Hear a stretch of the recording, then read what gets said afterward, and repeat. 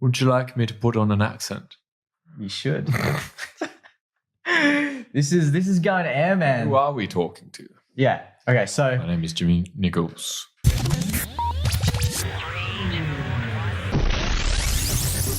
The Giant Thinkers. Giant Thinkers Podcast. Hey guys, welcome to the show. I'm Ram Castillo, and in this podcast, I'm bringing to you top experts from various industries worldwide to learn from their success and to help us become better designers, creatives, and giant thinkers. Hey guys, welcome to the second episode of the Giant Thinkers podcast. I'm super excited to bring to you a very unique guest to the show. In particular, what this person represents has inspired me and thousands of others globally for many years now and continues to do so today. He grew up in rural New South Wales, Australia, but now lives in Sydney.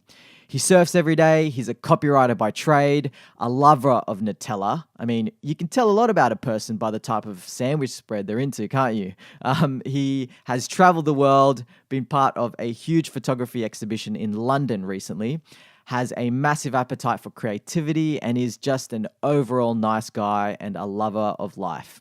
On top of that, he's most known for starting a non-profit health promotion charity called BEARDS, which is an invitation to get a skin check and become an ambassador in the fight against melanoma. Now, melanoma is one of the deadliest cancers in the world, killing over 46,000 people a year. According to skincancer.org, each year there are more new cases of skin cancer than the combined incidence of cancers of the breast, prostate, lung, and colon. There's a lot covered in this episode, so I won't give too much away. We dig deep, we share stories, there's a ton of useful advice, we have a few laughs, and I'm sure you're going to enjoy this one. So it's a great pleasure to introduce to you Scott Maggs, aka Jimmy Niggles. Welcome, Mr. Jimmy Niggles, also known as Beard Season online, the man with the $1 million beard, as they call it, whose actual name is Scott Maggs, of all names. Thanks for joining us here, mate, on the Giant Thinkers podcast. Ram Castillo, it is an absolute pleasure. I'm so glad that you could join us here today, mate. To kick things off, what is the most ridiculous thing you've ever done apart from agreeing to be on this podcast? That's a very big question. Starting strong. Well, the other day, this isn't the most ridiculous, but it's the first one that springs to mind. We were having a chat about nudie runs the other day. Nice. And I don't know how we got onto it. Oh, we were trying to discuss what the difference between a flasher and a nudie run person was. And basically, I was just recounting a story how at a certain ski resort in Canada, during the judging interval at a major ski event, where the world's best skiers were competing at the end of the season, I may or may not have jumped the rail and did a nudie run in front of the entire village. Awesome. You got to do it once, don't you? Yeah, it worked out actually pretty good. I should have scored some points for it. I jumped up onto the box and did like a 360 and then slid down the kind of rail. Yeah, it was pretty elaborate. You got a perfect score, potentially. Oh, yeah. That's what you're trying to say. So. Yeah, the skiers were like chasing after him. I'm like, yeah, you got to pick up your game, guys. Unreal. No, I like that. You know, you can tell a lot about a person by the types of things that they've done. Nudie run's up there. I think I may or may not have done one at some point too, that involved a roundabout and certain time in schoolies. But so look, we'll get straight into it. For those that aren't aware of your background, you know, how you grew up and that type of thing, what kind of kid were you growing up? And can you give us a background of you know, your life as a child? Yeah, well, I grew up on a farm. It sounds like I'm an animal. yeah, basically, mum and dad lived out in rural New South Wales, very high country, higher than higher than Jindabyne, which is a very high town. Anyway, which is probably why I'm so good at growing hair. And my little brother Ben, and basically we just had free reign on this property where we could kind of ride horses, and when it snowed, we could slide down the hill and kind of helped out on the farm and learn about everything. And Yeah, cool. life. And, So how was school like then for you? Was it? oh yeah, we had to travel like 45. I was ages away at school, but kind of mum and dad were really keen for us to go to good schools, and kind of were keen for me to get a scholarship, and kind of went to this school, and it was fantastic. All boys school, and kind of while I was there, it went through like heaps of changes and became co-ed, and like we went from cadets to Duke of Edinburgh, and very outdoorsy and strict and playful when no one was watching. So we got up to a lot of mischief and learnt a lot. Great teachers, and And you sticked around the same kind of area in high school? Yeah, so went from school and then kind of wanted to flee the coop and went on a gap year to England and worked at an outdoor activity centre, and then with 30 other gap students, which was pretty awesome. And then came back to Australia and went to the Australian National University in Canberra for 4 years, which was... Right. What did you study there? Yeah, so did a Bachelor of Commerce. Okay.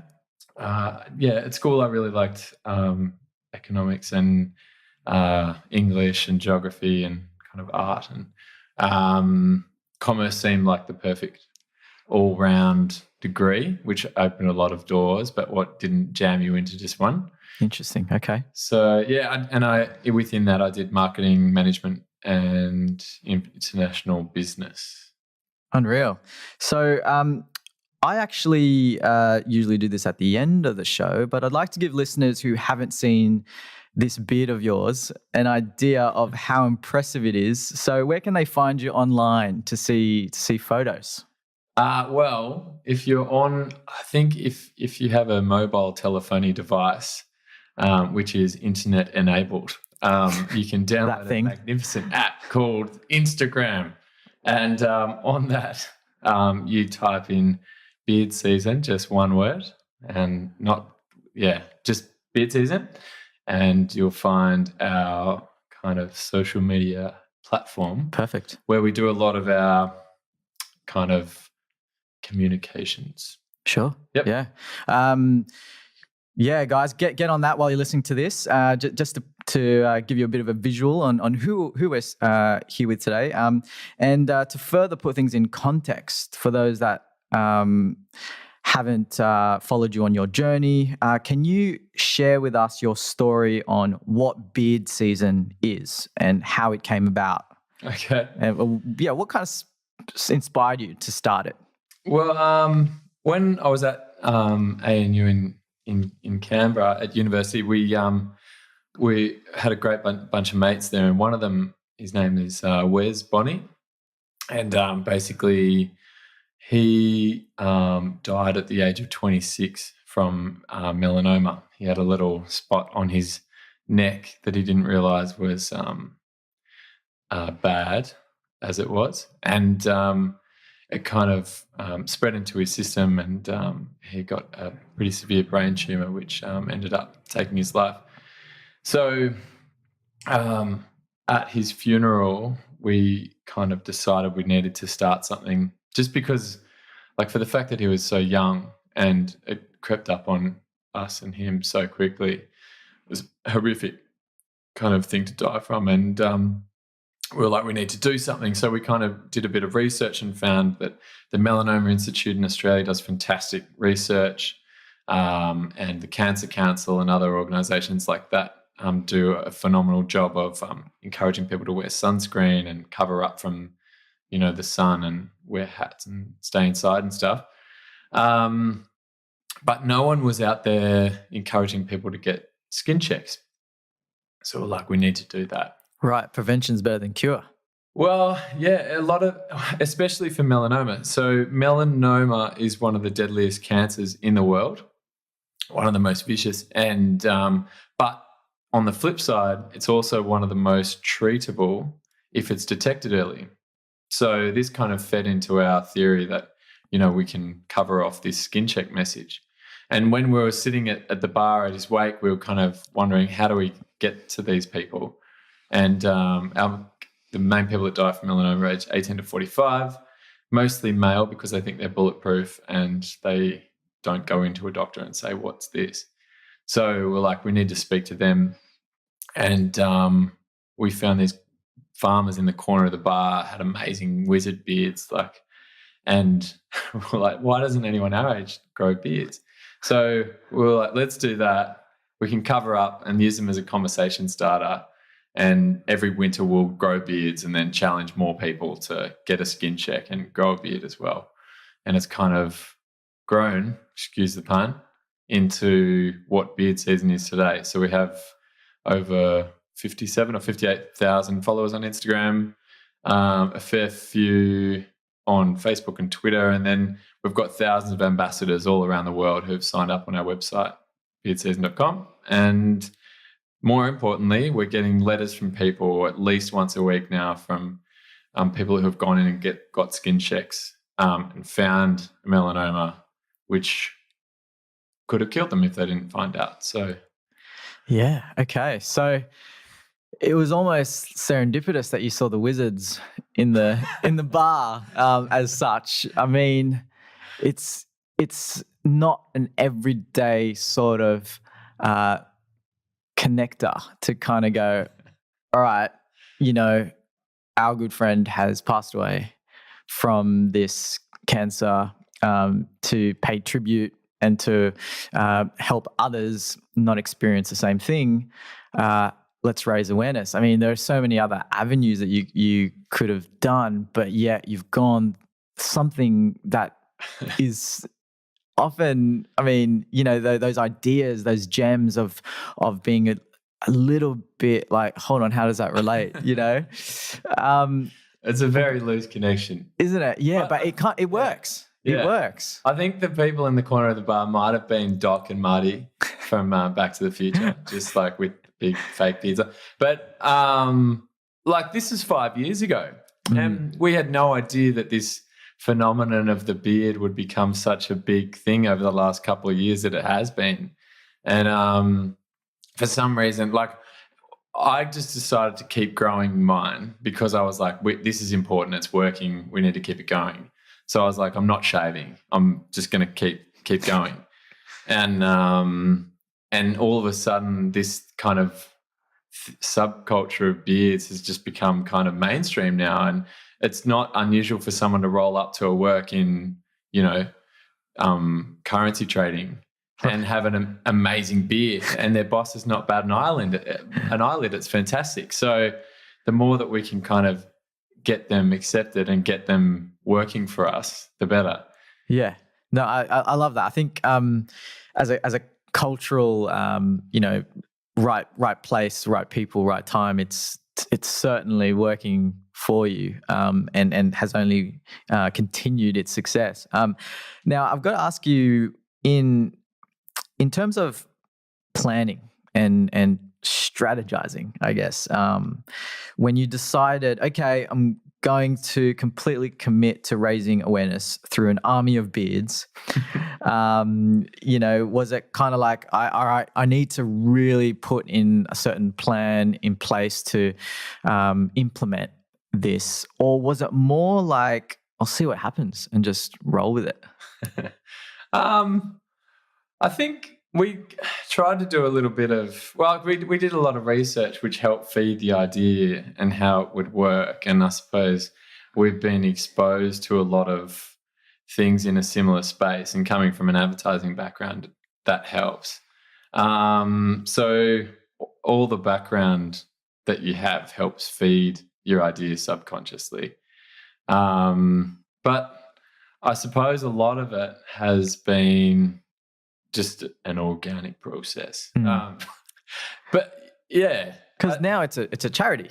It's officially yes. So we're in the books. Yeah, we're fully registered. We got we had someone really help us out to get our applications processed, and we got a lot of good support now from some key people who have seen the results. And I suppose the way that it's grown, I've tried and get a lot of key advisors along the way, which really, really helps. And I suppose a lot of that has just been reaching out to people that I've seen and looked at and gone, okay, you've done a lot here. How can I ask you about that? And how can that help where we're at now? And the more that I find you reach out to people like that, the more it drives your idea and pushes it in the right direction, because all of a sudden you're accountable. And you have to come back to them in a month's time and go, well, I did this. And they were going, well, did it work or not? And that pushes you, because, that accountability, I think, really makes your idea evolve. Sure. So you in effect had these mentors that would direct you to fast track the success and to kind of not do the same mistakes that they potentially have done, whether they've built a business themselves or built a charity themselves. Yeah. And I think they'll help feed opportunities as well for you to put your idea to the test, or take that next leap and launch it at this location or as part of this event, or, like, there's so many other people who want to help because they've been there, done that. Then you need to kind of help feed their goals just as much as you can feed yours. Yeah, I think there's something really important that you just touched on there, which is asking. Yeah, exactly. So that's that's one of our golden rules: is never be afraid to ask questions. Yeah, I completely agree with that. Yeah, I think the worst they can say is no, and the best they can, it just pushes you. The fact that you're up there asking that person or asking 1,000 people can kind of that's what makes you.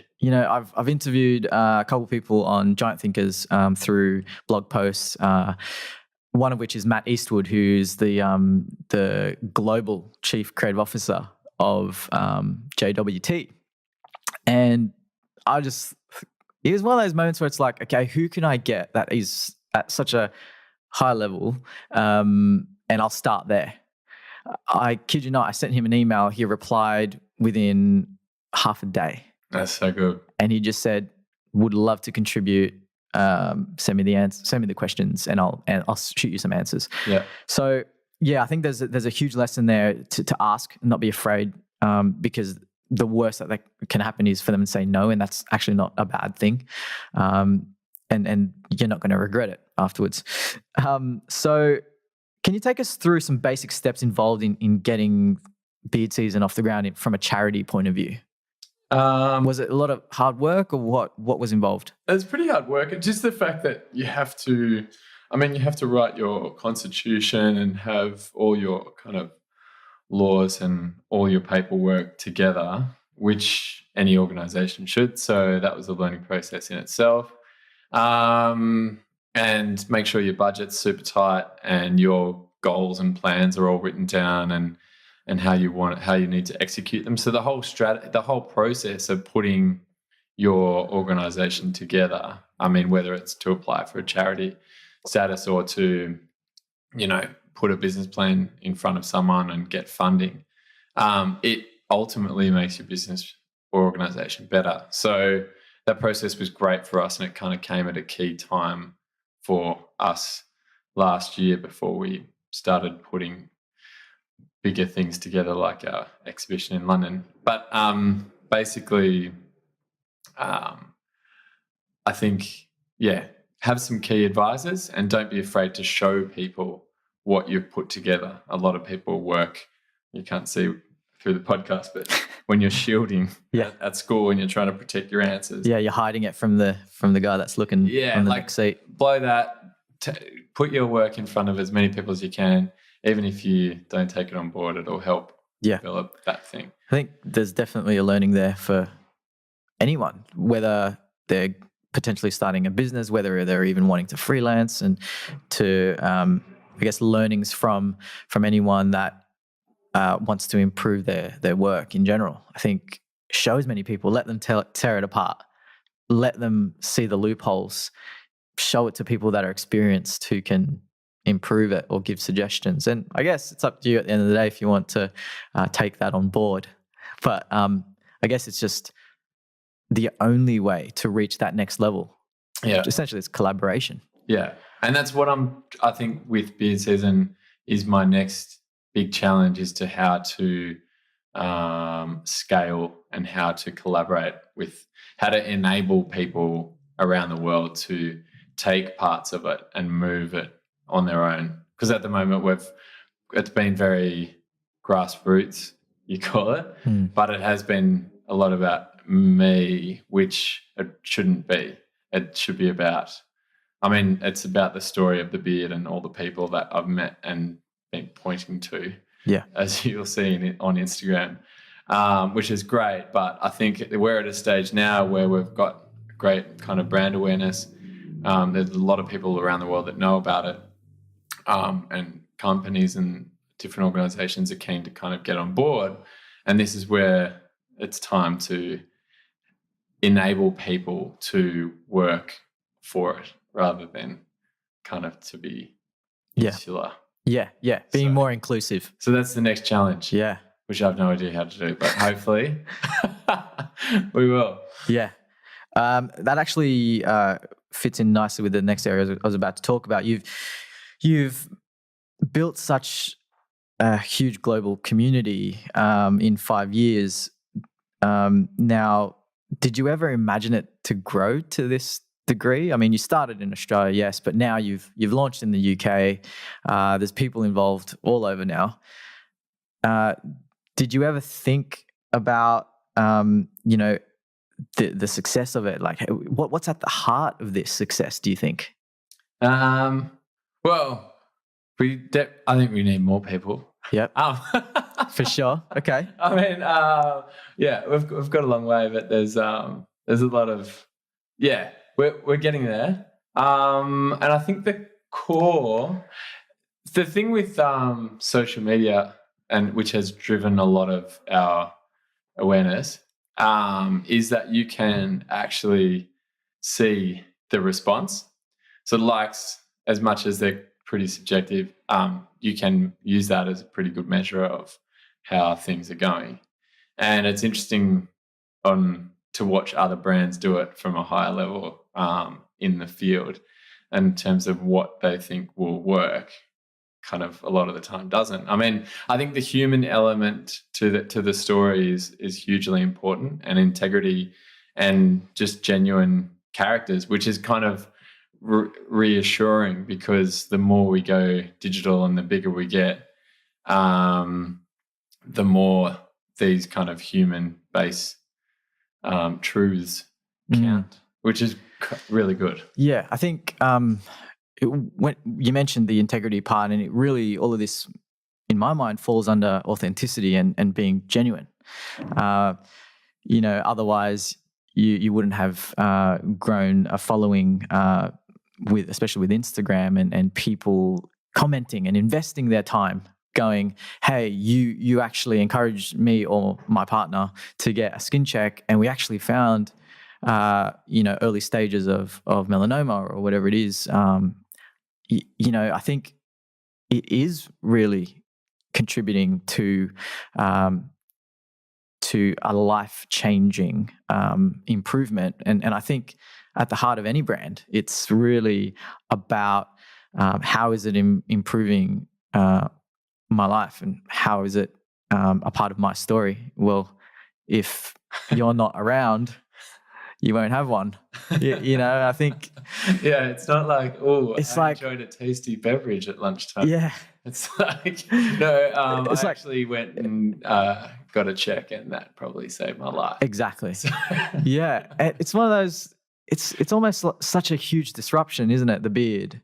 Yeah. In that. That's probably helped. Yeah. That it's been so. In a good way. Yeah. The disruption is, it's kind of like, it's so ownable that, okay, well, the beard represents, you getting a skin check, and that ultimately getting it regularly as well. You know, personally, I know a whole ton of people that just never get a skin check. Yeah, well, a lot of our close friends have found stuff because, like, and it's taken them a year to finally get a check. Like, it's a big ask to go, oh, follow us, like some, like, you know, if you like our photos, great.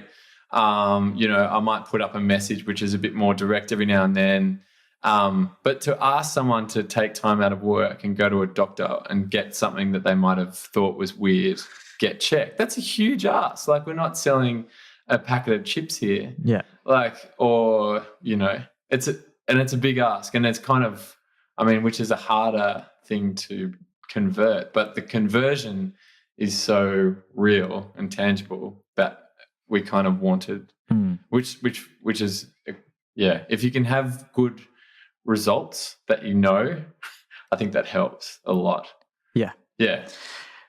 In terms of your Instagram, you mentioned you point the finger at them in a good way. It's a bit of a trademark. You also do the hashtag grow on, I noticed.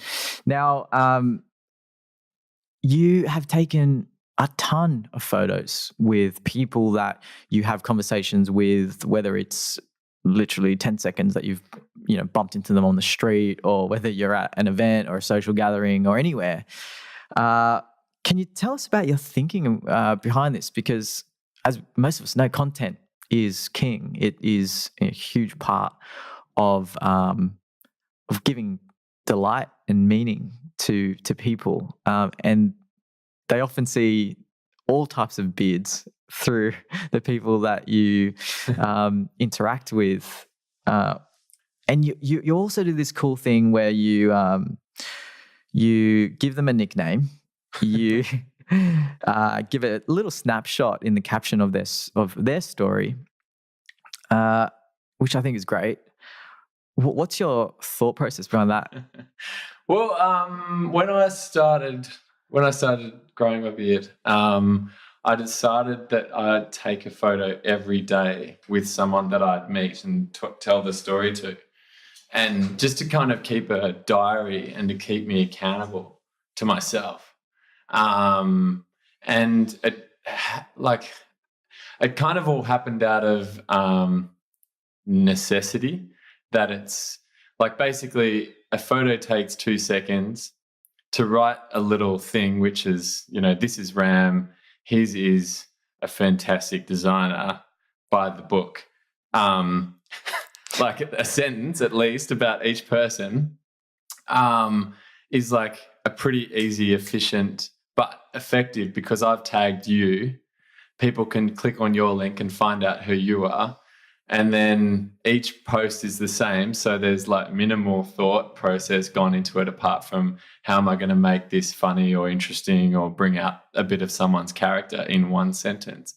And to keep that going has been a really, I don't know, it happened to be very easy on me to kind of keep that thing alive. And the old advertising point, which you look at any ad from the 50s onwards, the point kind of features a lot. So I was like, I'm going to trademark this point, and just every single photo point at the person. And the idea is that anyone I point to is hereby challenged to get a check. And the fact that, sure, I'm in the photos, but it's more about all the people that my beard has met along the way. So it's basically about everyone that has been tagged or that I've talked to, and then they can spread the message themselves. So ultimately, we'd love like millions of people doing their own point and making that like a challenge. And I don't know, if that can be a thing, that would be awesome. There you go. The challenge is out there, guys. I'm now pointing down the microphone. The pointing has now been moved to you. Now, you mentioned you have, and if you guys haven't already seen, almost 58,000 followers on Instagram, and a strong presence online in other channels. What advice can you give to designers and creatives looking to build their social media following? Are there any principles they should be thinking about when it comes to content? Have a massive exhibition in London and spend a lot of money with a brilliant photographer and get 35,000 people through the door. That's, I think, actually, first of all, work out what you do or want or do well, and work out how you can represent that and share it with people. And I think that goes across anything. And to make it, I mean, try and think about quality all the time as well. Like, don't just, I mean, unless you're like an uber duper celebrity and you can just put a piece of pizza up and go blah, blah, blah, and put a picture, like I'm Miley Cyrus. That could be cool as well. But try and think about quality when you're doing it. And basically, like, would you be interested in this stuff that you're putting out? Because, like, the thing about content these days is that everyone wants to produce content. So we're literally drowning in content. So unless it's like, unless you think it's worth it, then I don't know. Yeah. Rethink it. I think, essentially it with the quality comes value. And if you're looking at it and you're like, well, it's a shot of my coffee, everyone else on my feed has just shot their coffee. It's kind of like, how am I contributing to A, a point of difference, and B, how is that improving my brand? So you're absolutely right. You know, figuring out who you are and what your message is to others. You know, if you're a designer, I guess it's like, well, post your work. You know, post more of your work or the stuff that you're doing, whether it's out. If you're going to post a social gathering, you know, it's probably best you post the event that you went to or the conference that you went to, or, you know, what you learnt from that. And it's also probably, which you do really well, the consistency. You know, if you only did a couple of the finger pointing with different beard people, but then you kind of just showed and then cry that you didn't make it, what you did, because you know, you're what people probably don't know you as well. You're a big surfer. You're into the ocean, the beach, and you live that lifestyle. But you know, we wouldn't see photos of you surfing every day. You know, so although there are different parts of your personality, it's kind of like, well, you know, this is the Beard Season channel, and this is what the message is, and I'm going to stay true to that, and everything really reaffirms the mission. Yeah, that's cool. Now, since its inception, where has the cause taken you now? Have you met any celebrity ambassadors? We know that you mentioned Project 60, as we call it. You mentioned the photography exhibition in London. Huge. It's just exploded. Can you tell us a bit about these things? You know, since you started, it's grown to all of this, I guess, engagement at another level. Yeah. So a few years ago, I met a photographer. His name's Mr. Elbank, one of the best photographers I've ever met. And he took a portrait, put it on the internet. In a few hours, it had 545,000 reblogs. He's like, I like the cause. How can I help? He came up with this idea called Project 60, which basically is to make a pack of playing cards with some of the best beards in the world on the faces. We've got a pack here. And we kept this secret for 18 months and basically went out there and said, we're looking for the world's best beards. And people applied. We had thousands of applications from around the world. They applied. Brock sorted through everything and kind of got these incredible people involved, including, you know, Sir John Hurt. You might know Nick Wooster, style icon, some incredible kind of like rock gods, models, farmers, you know, the most diverse range of people, but the most diverse range of characters with beards. And they flew themselves. We didn't have any budget, all the way to England to get shot. Wow. We basically had this epic series on our hands, and we're like, we need to showcase this. So we managed to show it at one of the most prestigious galleries in the UK, which is Somerset House.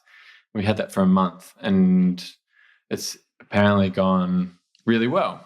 We had like lots of press and PR and kind of just been working frantically for a year and a bit to make it all come together. And we're putting the challenge out now to keep the series going and to photograph some, like, I think we want to go to LA next, and we're on the hunt for people like Jeff Bridges, Daniel Day-Lewis, Brad Pitt, people with ZC Top.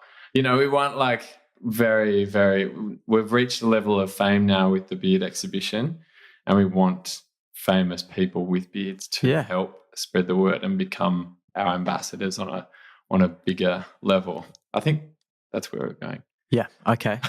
That's awesome. And congratulations. I mean, it has taken, I'm sure, a lot of work, especially just liaising and logistically with so many people and organizing the opportunity to kind of be shown at such a prestigious gallery. I think, mate, kudos to you. That's great effort for you and everyone involved too. And the fact that they paid for their own airfare and all this that really speaks volumes. Yeah, it's cool. We have one guy from Texas, Alan Jenkins, I think, who got a passport for the very first time and flew overseas for the first time to come over and do it. It's crazy. And we had to get we had a lovely lady by the name of Hanam Kerr. She has polycystic ovarian syndrome, so she grows hair like a dude. But like the fact that we managed to get in touch with her and then that she was keen, and she's just the most incredible human I've met in a long time. And basically she's just owning this thing after going through hell and bullying in school and stuff. She's become this kind of positive body image icon. So she's our Queen of Hearts, which is why we needed to shoot her. We needed Queen. Yeah. So I don't know. I think it's the fact that we put ourselves out there from the start, and it led into this crazy thing which we never foreseen, was good. It was a good lesson. Yeah, it kind of gave me a bit of goosebumps actually, because I think when all's been said and done, I think if you've helped someone, and you've helped many now through this cause, but someone to probably a place that you probably would never have seen as your target market, a female who has grown a beard, the photo itself is absolutely majestic. Yeah, it's in the National Portrait Prize this year in Australia. There you go. See it this weekend. Yep. So National Portrait Prize, and her name is, what was that again? Hanam Kerr. Hanam Kerr. Yeah, Kaur. Yeah, and feel free to check out the series online. Where can they see Project 60 or snaps of? I know it's been featured on Huffington Post and all sorts. Yeah. It is, if you just search for Project 60 or Beard Season, it's on our website now, and our shop has just gone live, so you can buy the pack and support the cause and find out more about everything. Yeah. Awesome. Yeah. Definitely take a look at the shots by Brock Elbank. Yep. They're truly magical. Now, you've launched Beard Season first in Australia. You've launched it in the UK. Have you launched it yet in the States? I know a lot of people listening are from the States. Yeah, so the States is in our sights. Basically, a couple of the guys from the series that we shot are from America, a fair few actually, and a huge amount of people that know about us are from America, which is amazing. And they're kind of, America's definitely our next goal. And what I want to do is work with some people who know how to make apps and help us with our website to gamify your beard season mission. So every winter when we challenge dudes to grow their beard, we want to be able to measure how many people they've challenged to get skin checks and then reward those people through brand partnerships in a gamified kind of way. So I can go, oh yeah, I grew my beard for winter, and you know, I've got some, I don't know, what's an amazing brand in America? Don't shoot me, guys, but Abercrombie and Fitch or something like that. Yeah, so say them or Tommy Hilfiger. Tommy Hilfiger. I met that guy the other day. There you go. Well, Did you really? Yeah, in LA. Just casually? Yeah. He's good. So say Tommy Hilfiger goes, we'll give you a weekend at our lodge for the best person in LA that recommends dudes for people to get skin checks. And if we can launch that at the same time as we do an LA series where we have, you know, best beards in Hollywood at Ace Gallery, if you're listening, we'd like to exhibit there.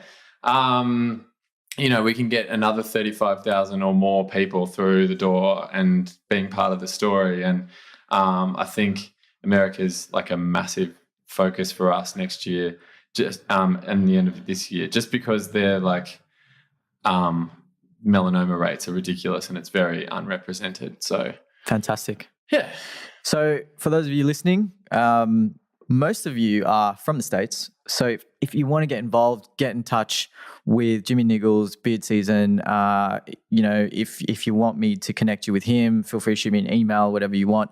If there's any way that you can help, if you know someone, I'm selling my beard too. If you know anyone who's in the market for that, I can buy that for $1 million. Yes, this is true. Do you want to quickly explain the million dollar beard? I've just been growing it for so long, and I'm like, what am I going to do with this bloody thing? So I'm like, I can't just shave it off tomorrow. Like that'd be ridiculous. So I was like, I'm going to sell it, and then Beard Season doesn't ask anyone for money. It's all focused on action. So now that we're at this level, we need money to grow.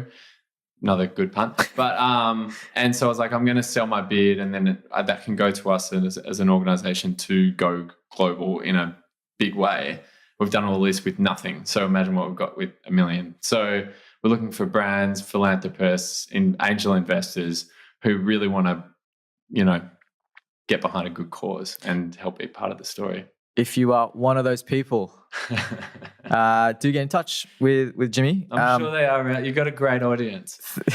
Thank you very much. They are fantastic.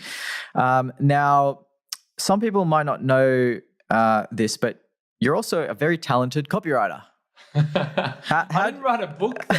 I mean, geez, this is great. If you read Ram's book, I tell you what, don't skip ahead, but the ending is phenomenal. I mean, yeah, talk about multi-talented. This guy's incredible. So, yeah, thank you. I do copywriting full time. So Beard Season's like when I have time, but I'm kind of leading a double life, hence the two names. Yeah. But, yeah. So I was going to ask you, how do you balance that work life, personal life, and Beard Season responsibilities?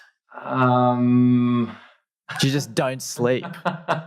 Yeah, my girlfriend doesn't like it that much. But I don't know. I mean, I'm pretty stubborn, and I just stay up super late, and I just try and get it done. And it would be good to have a bit more time for both.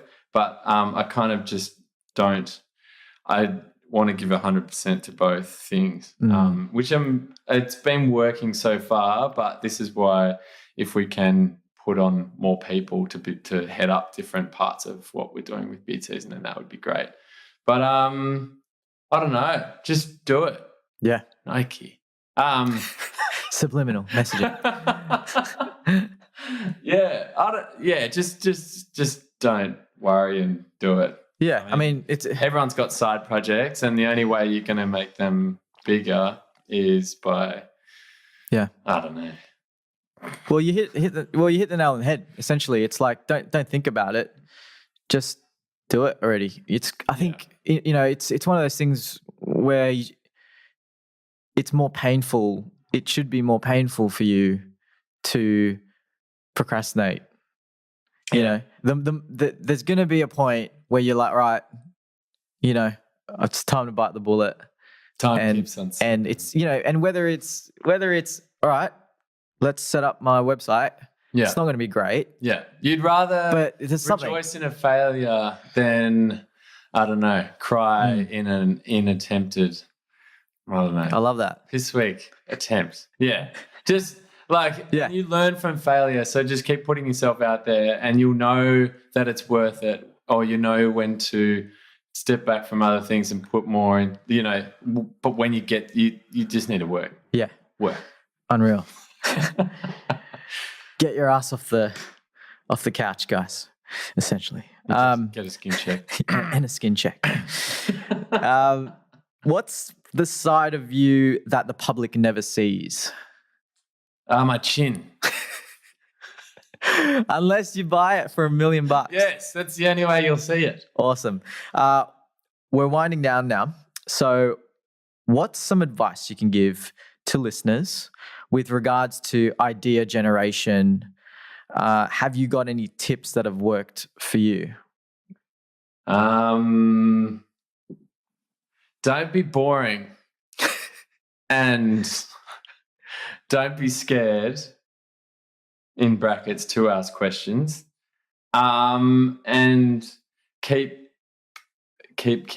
going. Don't think that you've got there. I mean, nothing is finished. Everything lives and dies, but and try and be slightly impartial, have a third perspective, and look at ideas as if Joe Blogs is seeing them for the first time, which is why it's good to put them in front of people and test yourself. And read Ram's book, How to Get a Job as a Designer Guaranteed. Yeah, I think be brave. Perfect. Now, if you could travel back in time for 30 seconds to talk to your younger self, perhaps the Jimmy Niggles that was graduating high school, Mm-hmm. and you had 30 seconds, mate, what would you tell junior Jimmy? This is where I'm supposed to come up with something really funny. I'll put you on the spot. Realistically, though, what would you tell him besides where you left your special belongings? Oh yeah, I hid some treasure. Yeah. Just under a tree. Yeah. In the Did you have any insecurities at that time, or anything that you could kind of help others transitioning, I guess, finding themselves, or not necessarily finding themselves, but creating themselves and really just. Okay. Here we go. Best piece of advice my friend gave me, dearly departed, one of the best blokes I've worked with in my entire life. Make it memorable. Cool. Simple. Mm-hmm. And very hard to execute, but hopefully effortless. Yeah. Yeah. Make it memorable. I love that. Now, what can we look out for in the near future? Let's say the 6 month to 12-month mark. Is there anything on the cards that we should get excited about? So we are. I know a lot of you might be in America, but we're celebrating beard season down under for the start of winter. We're doing a lot of things with that, but I don't know. Tomorrow. Look forward to tomorrow. Tomorrow is another day. And get a skin check. Aren't we? Everyone listening through their earphones on the way to work. Cool. Doing things. Now, what social media channels can people engage you on that you'd like them to direct their attention to? Yeah. Instagram at Tinder fella. No, that's my mate. He's also very good. So beard season on Instagram. On Instagram, beard season. Twitter, I think we're beard_season, and Facebook will be beard season, but at the moment this is beard season. So I don't know. Cool. Search. Double press Google. your button on your phone and go, give me beard season, and you will find all Talk to Siri, and she'll give you the answers. Yes. Mate, that's been awesome. I'm sure that everyone has enjoyed your stories, your insights, your thought processes behind the 5-year journey. Man, it's been 5 years since you started beard season. It's incredible. We met a good, I would say now, 2.5 years ago. Did you have the pleasure of working with Ram? Working with Jimmy, where we'd used to do the 20 push-ups if you would start to doze off. So there's a little tip there. That's another good tip, isn't it? Start to get tired, 20 push-ups. Drop and give me 20, Jimmy would say. Instructions. And our good friend Austin. So thanks again, Mr. Beard Season himself, for joining the Giant Thinkers podcast, mate. I wish you all the best, and hopefully we can get you connected with a few other people in America and have a successful launch over there. Thank you. Thanks, Jimmy. Cheers, mate. There we have it, guys. Thanks for tuning in. Do follow Jimmy online and Beard Season. It's a great cause. And if you enjoyed this podcast, there are plenty more top-notch guests in the pipeline. So feel free to subscribe on iTunes and share this with your family and friends.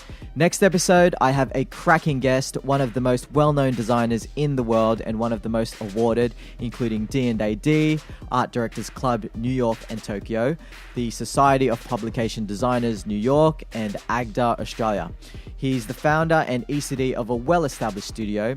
He's even an executive committee member of D&AD, a member of Alliance Graphique Internationale Switzerland, and the list really goes on. So I'll keep the suspense. For now, do visit giantthinkers.com for more useful content, including blog posts, past episodes, and videos. And until next time, stay hungry, stay focused, and crush it.